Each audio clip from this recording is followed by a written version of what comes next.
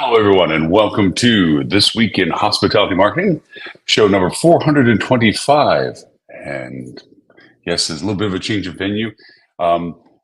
Strangely, I'm wearing a comfortable shirt. We're coming to you from Orlando, Florida, beautiful resort called Margaritaville, Orlando. And to give you a sense of all the fun and festivities that are going on, I want to make sure that I point behind on my background here in the mirror is my balloon hat.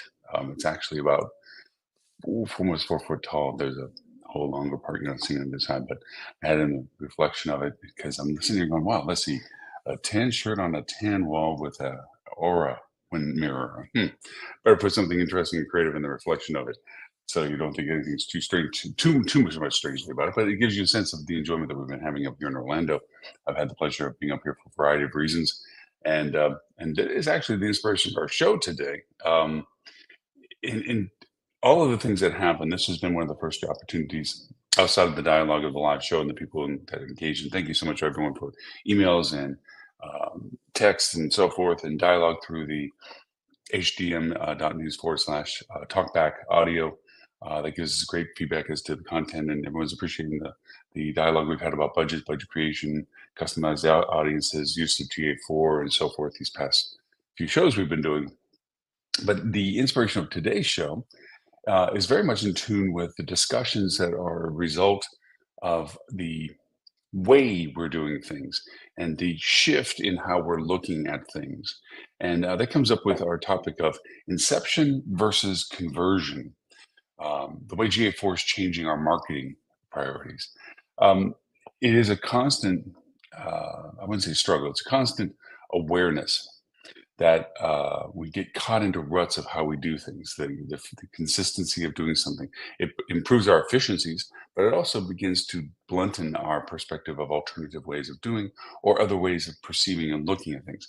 I've never really been condemned of being non-creative or doing too many things the same over and over, but I catch myself doing it quite regularly because I'm aware of it in the way that I approach projects. And a lot of times, I look at something, and we've had some really fun discussions, and again, some feedback from you all as well. Questions about how to solve certain issues.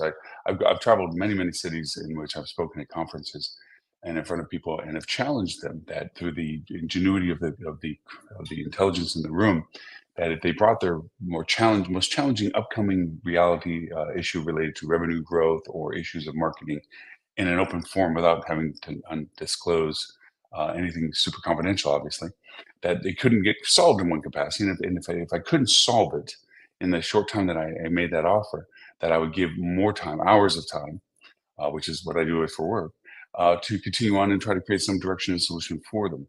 And out of the cities, and dozens of cities, there are 33 in one category alone, when I made this challenge, no one has not been able to knock me off the hill on that, meaning that no matter what the challenge or what the problem or what the issue was, we didn't find some means of a solution for them in the 5, 10, 15 minutes even of having that as a topic. And I bring that same concept to our discussion today, approaching business challenges that we have for hospitality, marketing challenges, issues related things going forward. Now, obviously, operational issues are a different concept. HR issues are a different concept, but the approachability of the projects remain the same. It's about identifying your goal and then figuring out from that goal what it is that you need to do to attain that goal. Now, a lot of times, people don't see it that way. They see it as a goal, that's fine. But what they do see is the relative aspects of what they can function at this particular moment, what's in front of them. They tend to approach more of it from the bottom of the mountain, looking up it to the top of the mountain. That's their goal. I want to get up there. The issue is that when it comes to that, they approach it from a here now rather than a then there. And what do I mean by that? What we do is we approach going from A to B literally as linear. We say that we want to get to this goal. This is what we're looking for. And what do I mean? I'm not trying to be abstract by this.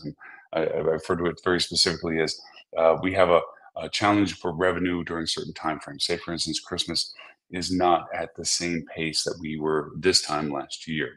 Gosh knows in these past few years, and we've gone to great lengths to discuss all these variables, our sense of normal marketing is not there.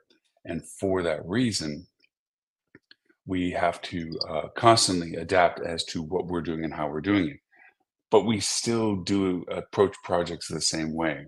And the way that I'm bringing up our topic in this context is we tend to approach how we use our data the same way.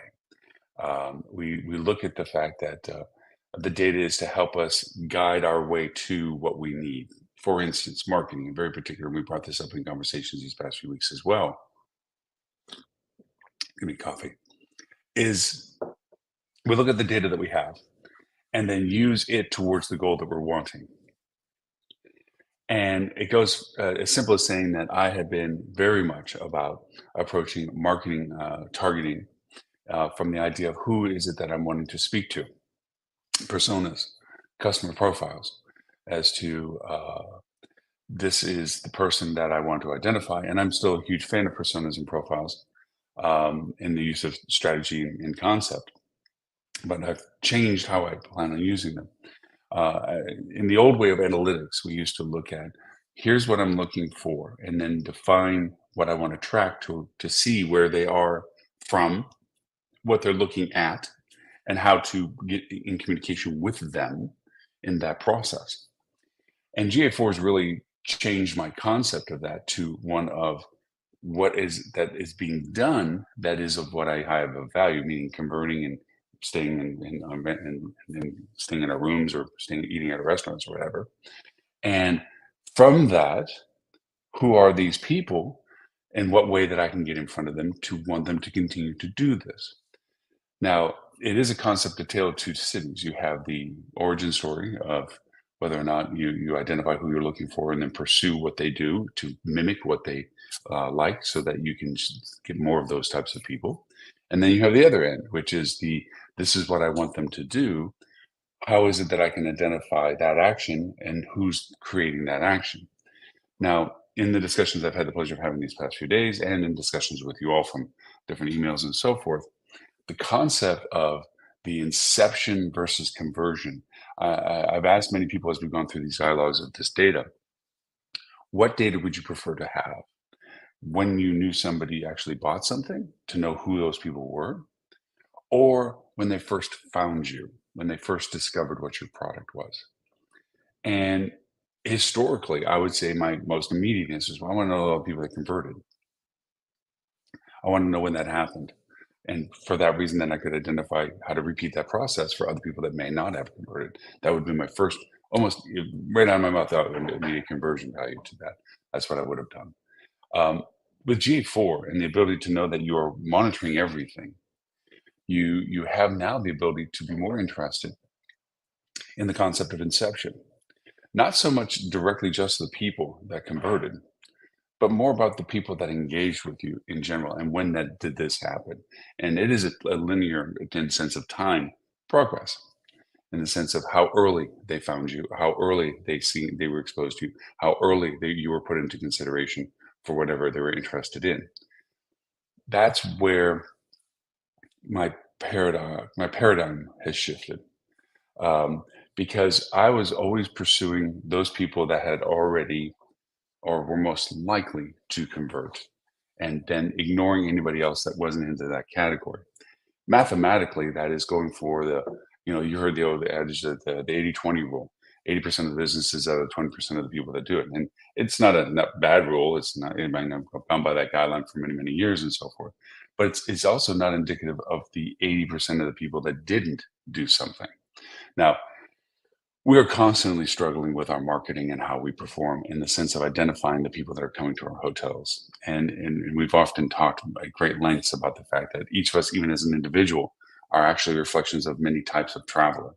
In this instance, I traveled for business, but I'm now gearing up, as you can see by this, in the festivities of the flamingo balloon hat.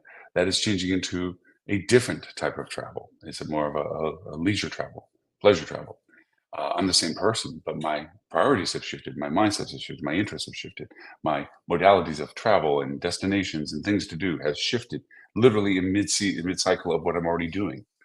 That variances of things is multiplied to every one of our guests that stay at our hotel. one minute they're a business traveler, the next minute they're a leisure traveler, the next minute they're a family traveler, next minute there's something else, a Smurf travel, because of their participation in Smurf business elsewhere, so forth. The complexity of knowing what that is means that we ignore most of the people that engage with us, but don't actually continue on to the conversion process. Excuse me, coffee is important.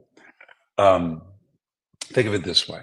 If 100 people came to your website, and we've mentioned this before, if 100 people came to your website, you're looking at the fact that you find yourself highly successful. 2 or 3 of those people actually bought your product. That means 97 or 98 of those people did not. That doesn't mean they're any lesser in value from a different perspective. They're lesser in value from the perspective of actual conversion, but they're not lesser in value in the concept of what they might want to do with you at another time when you are not the direct consideration.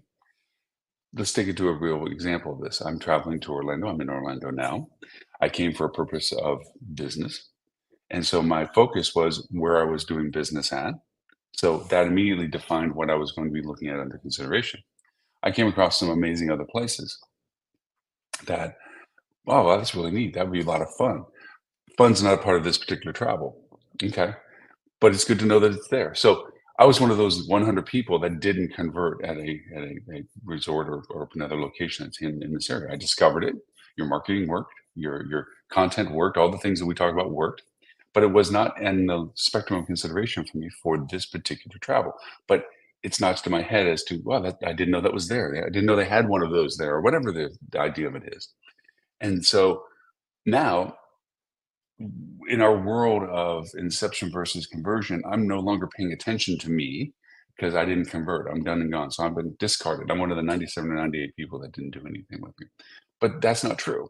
Because if you look at the spectrum of value of engagement, that engagement and the cost of me engaging, okay, didn't translate at that moment. But there's a time consumption at this point. Your product is now in my mind. And so the next time that I travel to this area, that is not for the reason that is for business, but for pleasure, I'll remember that, oh, they have one of those there. Or I remember seeing that one hotel that was right next to something, da, da, da. Yeah, I couldn't go because of business at the time, but now that we're going back for fun, that's where I want to go. And that person can come back again. Well, that's the value of inception. That's the value of exposure to that. And then the good bad of how we have analytics now is that based on the duration of time from when I first saw the property to when I actually did something about it, I may not have been considered trackable in the sense of attribution of like, oh, well, that was because of an ad that we did 6 or 8 or 10 months ago. Or is it? The idea is that our analytics are getting constricted as to how long they can last. We know that iOS 17 has reduced it down to a 7-day cycle of outside abilities for third parties to be able to understand how the process of engagement. We know that there is a percentage reduction from people who block ad servers or block analytics tracking, block permissions and guidelines that, all the legalities of confidential information. And we're a huge supporter of people owning their own information. We are adamant and ardent that it's not our information that we have the pleasure of using. So we are fragmenting how we can track people, but in other ways, we have to define the ability to re-engage people. That instance where I may have seen that resort, but at that trip that wasn't an applicable one, but then went back at another time when it was applicable. If from talking to me, where you were, while you still had access to me, because I had just touched your site or went into your site but didn't do anything with it, how you engage with me, okay, and how you create a means for me to communicate. For instance, I go and I look at the resort and realize it's not everything I want, but I like the resort. And you touch back and say, well, hey, so can we keep in touch with you? Maybe a CRM engagement to that.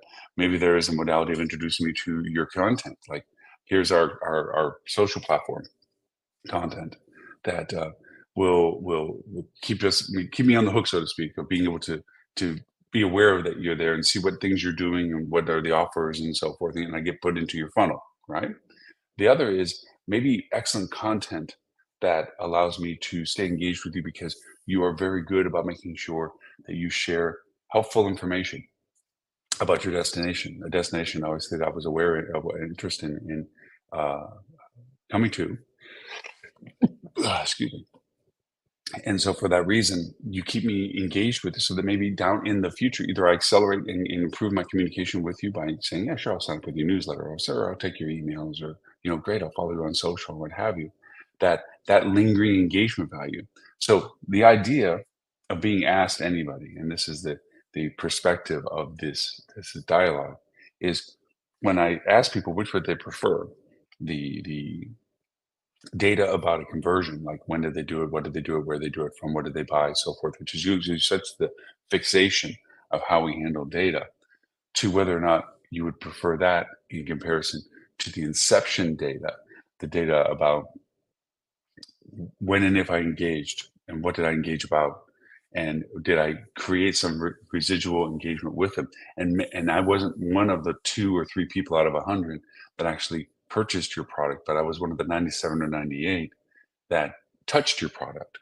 Now, there's a spectrum even in the 97 and 98 people.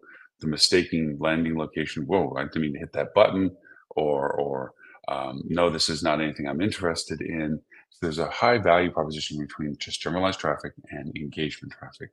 That is always the case. But there's a spectrum, a multicolored spectrum in the middle of all that as to how exactly the value of that engagement really was. Was it because they're following a piece of content that was shared by you, that you were in a Google Zero answer about an event in a particular market? You know, they may not have been interested in you in your resort at that time, or the fact that you were not under their consideration. But that ability to have that engagement, to know where you touch people, is much more valuable data now than it has ever been before. Why so? It's not that it was not valuable before, it was hard to use before. It was hard to quantify before. It's hard to even track before. Almost impossible in many ways. We didn't have the capabilities unless you had lots of money to pay for, like GA360 or something like that. Um, that you could even gather that much data. Now it's a default of what we do with GA4. We gather everything and define what we're interested in. We gather what people do, and that is more important than what the pre-qualifiers of what we think they are. Think again, we've had this discussion before, and this is the part that always shifts my mind to this, is that if I'm looking for people to engage with a piece of content that I created for engagement, destination information, then I am actively pinging out anybody that goes from unidentified, unknown what they want to do, to potentially interested in what I do. It doesn't mean that they immediately purchase with me. I would love to say that it does, but it doesn't. What it does mean is that I've gone from knowing nothing to knowing critically something. And that critical something makes it different to talk to those people than it does to everybody else I know nothing about. That's why the inception idea of data, the idea that whoever engages with your type of content, regardless of their conversion value, have value for lots of reasons. If anything, even if there's no conversion from a mass of those people, and there isn't, of their inception or their engagement with you, is it does give you a perspective on whether or not your content is good, whether or not your destination buys interest, because all of that information that people that have touched with you gives you a sense, okay, of direction, of intent.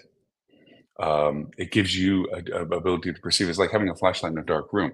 In a completely dark room, you have no bearing. You have no sense of where the exit is, where the stool is that you're going to stub your foot on, or whatever like that.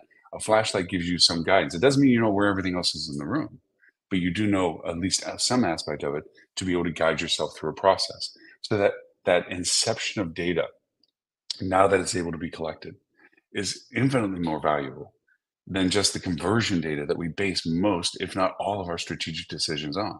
I'm not uh, downplaying the value of conversion data in the sense that it's no longer useful. On the contrary, you see the little thing out there.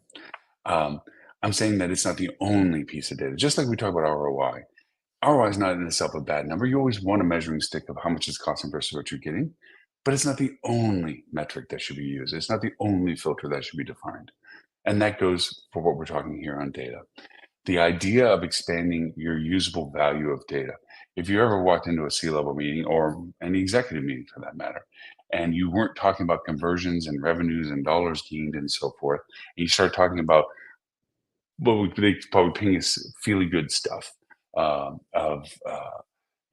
engagements and content relevance and information from just people that are touching your website, people will be frustrated with you because what you're talking about isn't dollars and cents. The idea is you're not doing vanity metrics. I don't think we're purporting vanity metrics at this point, but you are talking about the value proposition of the knowledge you've gotten from the inceptive engagement of your data, the knowledge of what people have done when they discovered you. Well, these people didn't convert, but they were very fascinated with our event cycles for October. That raises a question. With all good things, anything that can raise a question or define where you need an answer is helpful. But why would that be the case? More specifically, why would these people geographically from this area be interested so specifically in this event? And that gives you a flashlight, a direction, a compass, a star to follow, that allows you to say, well, let's break this down. Is there something we're missing? Because a lot of what we do with personas and customer identifications and customer profiles and everything else is smart guessing. Yes, we use data. Yes, we refer to the validation of the data as to, well, I think these types of people demographically, behaviorally, geographically, what have you, are coming into play. And we validate that with the data we have about them. Well, Google and everybody, Google in particular, mostly, obviously, has really downplayed by their heavily sampling because of privacy concerns that they're only giving you a fraction of that information about demography and geography and behavioral and personas because they don't want you to fixate on. Remember when they took away our keywords and we were just dealing with attribution models? They're doing the same with our aspects of identifying all of the persona information that we would like about our users. They heavily short sample it to almost being ineffective. They're just doing it kind of like little markers. The real fascination of the data that they're tracking, everything that they're tracking, is the understanding of the engagement value of it. The idea that you're not so much worried about analytics, trying to figure out sources and trends and so forth, as you have data about audiences. One of my team members I highly respect are my expert for this. He says GA4 is a terrible analytics platform. It is an amazing audience building platform. And that's where this value comes in, is we're now able to see in the complexity of engagement, because everything's being tracked, the actions that people are doing. It is not as important in the world of the data we have to try to second guess the uniqueness of those data, like demographies and geographies and so forth, and behaviorals and so forth, because it's a guessing game. It's not accurate. If, however, you want people to be on this certain page because this certain page is relevant to things that you're trying to derive business from, then anybody that is engaged with that page or has reason to have touched that page becomes relevant. That inception data, not just who converted on that page, but whoever touched that page, creates a guidepost of who other people might be that you would want to get to come to that page as well, in the hopes that they too also would convert. Okay, that's the difference between that and defining which persona I am traveling at. Am I business persona today, and then tomorrow I'm transient persona? Because that's really kind of what we're looking at as a guessing game. And every time we do that means we shotgun out data, we dilute it with multiplicities so that we hope that some one of these might be that version of what I'm looking for that day. So for instance, going to my older example, where I found a resort that I didn't stay at because of my purpose of travel. This time, that was not the better choice, but it did spark my interest that when I come back here for a different reason, that would be my first choice. Okay, that having that amount of data and that connectivity means that I would be in that cycle of consideration for other things that I would have. Not I'd have to rediscover the hotel. Not that I'd have to rediscover what I was engaged with the hotel, but I know I've shifted gears in travel. So the fact that I touched that page means I'm in that consideration. It's a guidepost for that resort that I didn't convert through. I'm still a valuable commodity to them at some point, just not this time for conversion. Okay, so I'm in that collective um audience, as it were, that signal that I was interested in that page. Instead of that resort offering me a newsletter that has all of the stuff that they do, hoping that one of them is relevant, they now can tailor their communication with me, should I offer them the fact that I'd be liking that newsletter or that communication, to what I touched them with. It's very directive. It's very much about, you looked at this stuff. By the way, here's more of that stuff, and here's other options that might be of consideration for that stuff. So it's a hard concept to acid bath down. I'm going to have more specific examples and dialogue about this as the coming weeks go on, because this is a change in way that you do data. It's a change in way that you handle data. It's a change in way that you measure your success ratios. Measurement of revenue generation doesn't go away. We're not replacing this with soft cotton candy ideas. On the contrary, we're getting exceptionally good at creating revenue, because the more we can lend ourselves to understanding the engagement the consumer is giving us by how they engage with us, the better we can tune what we have to those people most calibrated to wanting to know what we have, to buy what we have. You know, the fact that, invert what I just said about business travel, say I'm a transient travel, I find an amazing business location, and I know I have to come back here for business, and I'm going to earmark that and say, that was a very cool resort I found for another reason, or a hotel I found for another reason.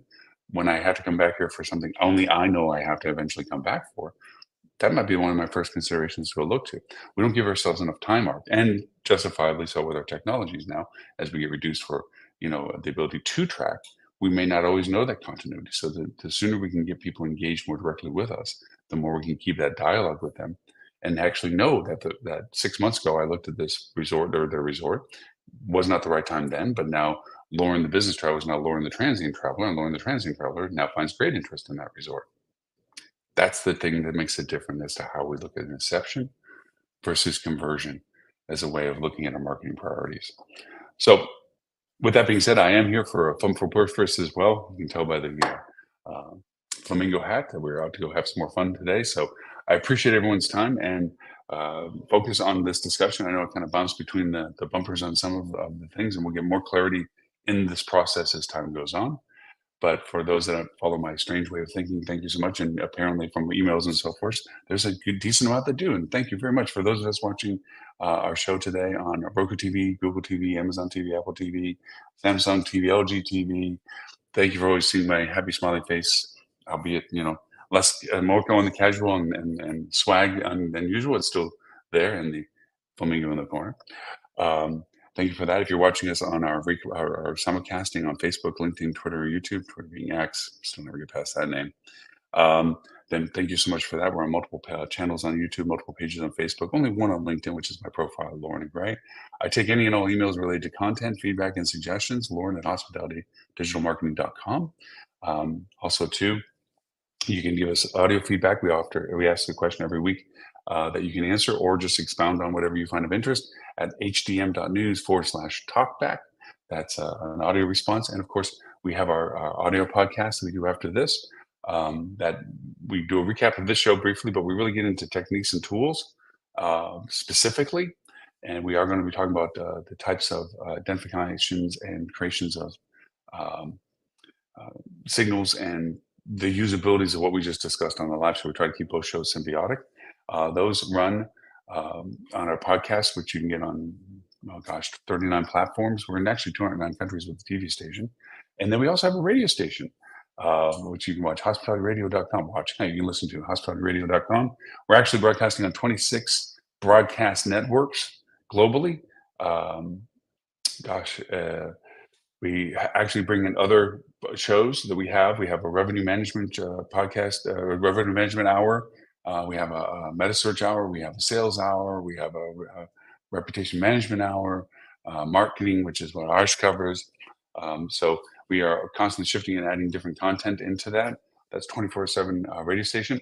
You can catch all of the reruns of this live show, plus our podcast, at our Forever I Love Lucy rerun platform at hospitalitychannel.tv. There you can search by content, guest speaker, and what have you, updated broadcast.